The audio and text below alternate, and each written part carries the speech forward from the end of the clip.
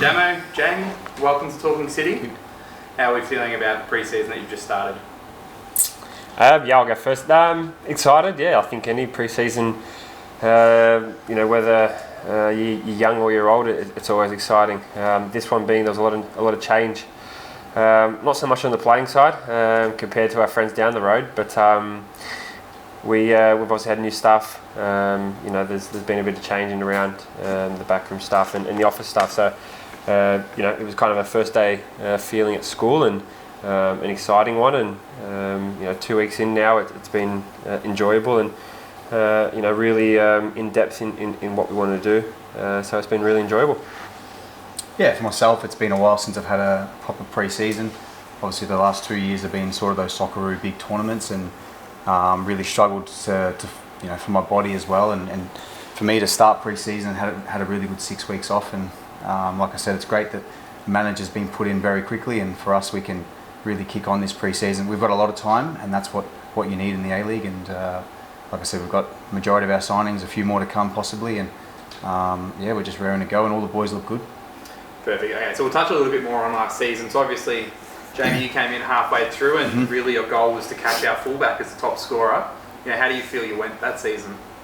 Yeah, look, it was obviously difficult. I knew the situation that had sort of panned out with the last striker, and it was unfortunate for all parties and for the club in general. And look, it was a difficult situation for me to come because there was a lot of expectation, a lot of pressure, which I'm used to, but it was one of those ones where I didn't get to play with these boys. I've only known a few of them to play with, so it was hard to come into mid-season and sort of gel. But started quite well and really scored 5 in 5 and really enjoyed my time right at the start, and we were getting some good results. And whatever happens last season, it's one of those ones you can't think back and say what went wrong and what did go wrong. And look, I enjoyed it, and that's why I said I'm lucky I've been able to start this pre-season from the start and really have a good off season and really get the body fresh and also the mind. And like I said, I just can't wait for this season to start and really show that I'm that guy that gets in those double figures.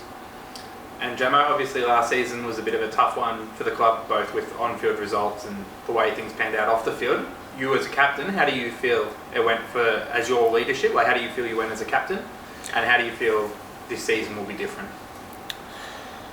Look, I think if you look back on it now, and there was disruptions throughout the season, but I feel it was all for the best club, all for the best interest of the club. I feel the club has come out of the last 2 years in a better place. I think to take us forward long term. There's certainly things that we would have liked to have done better last year and previous year with results. But I think essentially for the football club and the playing group moving forward, we've really learnt a lot of things under the previous management, and I think essentially we're disappointed not to have won anything the last 2 years. But I think essentially we've gained some key things that we can move forward with and add with the new managerial team to really move forward as a team and as a club. I think as a club,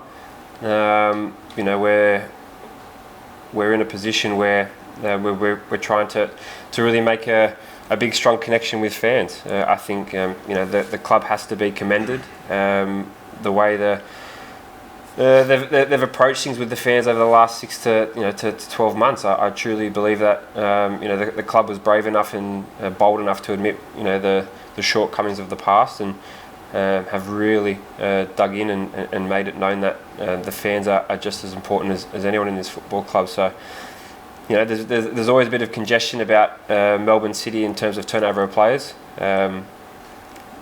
Very minimal opportunity for anyone to complain about that now, because we've got a very solid squad from last year with some great additions this year, and we've brought in a manager that essentially wants to play a real attacking brand of football and a real dominating one. So hopefully it goes all well, but at the start it's a lot of optimism and a lot of belief from the fans to have in this team and this club at the moment.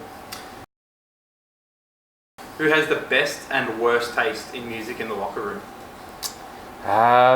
The best taste.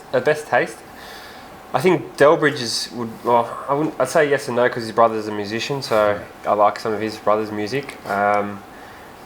Is he the better brother in that family? No, his brother's a superstar in America, and Delbridge is just kicking a ball alongside me. So really, he's not doing that well, is he? So Delbridge, I think because of his brother, I'd say he's got good music. And the worst, there's a few younger lads that like the grime and stuff that you can't understand. So I'll say like Nate, Rami, and Natty Yaka will have some bad music on his phone. Yeah, and your opinion for the best?